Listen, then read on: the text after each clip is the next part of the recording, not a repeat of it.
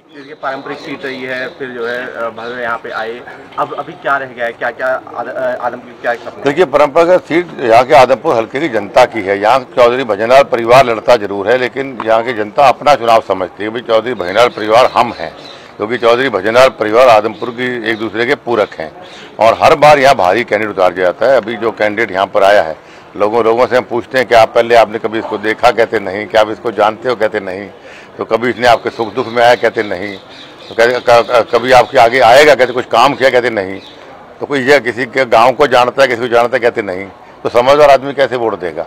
तो बहुत बढ़िया माहौल है और आने वाले समय भव्य ने पिछले 1.5 साल के अंदर बहुत बढ़िया काम आदमपुर में किए। लगभग 800 करोड़ के विकास कार्य करवाए और अगले 5 साल को 1.5 साल के अंदर ही 5 साल मिलेंगे। तो पढ़ा लिखा है, नौजवान है, समझदार है चौधरी भजनलाल जी की झलक लोग इसमें देखते हैं। तो आने वाले 5 साल भी जबरदस्त काम करके आदमपुर को और बुलंदी तक पहुँचाएंगे। एक पूर्व मुख्यमंत्री के साथ मनमुटाव की खबरें चल रही थी, नहीं, मेरी तो किसी से मनमुटाव नहीं। हम तो सबसे बना के रखते हैं। चौधरी भजनलाल जी ने ये कहा कि सबसे बना के रखो। ठीक। हो गया।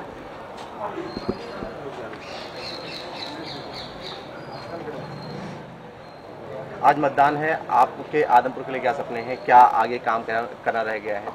देखिए, सपने बहुत बड़े देखता हूँ मैं आदमपुर के भविष्य के। सबसे पहले तो मैं आपके माध्यम से आदमपुर की जनता का आभार व्यक्त करना चाहता हूँ कि मुझे आशीर्वाद देकर 1.5 साल पहले अपने जीवन का सबसे बड़ा सौभाग्य दिया था और इन 1.5 सालों के अंदर मैंने पूरी लगन के साथ इस इलाके की सेवा करने का प्रयास किया है। 800 करोड़ के विकास कार्य चल रहे हैं।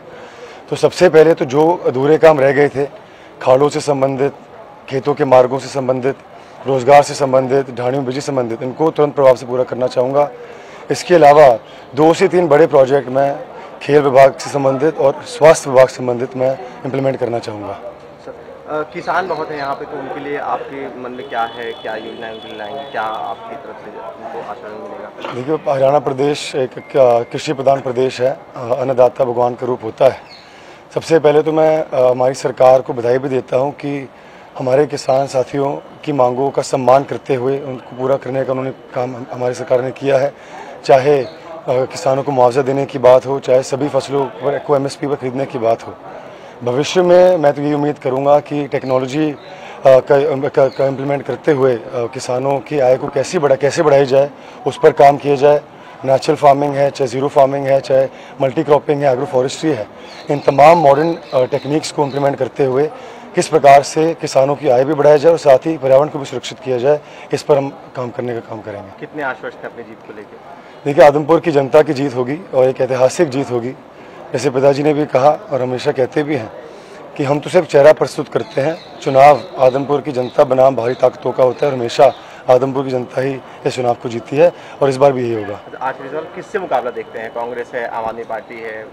मुकाबला किसी से नहीं है। मैं ओवर कॉन्फिडेंस में नहीं कह रहा, कॉन्फिडेंस में कह रहा हूँ, क्योंकि पूरी लगन के साथ 1.5 साल में काम किया है और 56 साल का जो विश्वास चौधरी भजनलाल परिवार और आदमपुर जनता के बीच का रहा है, उसको मजबूती दिलाने का समय आ गया है।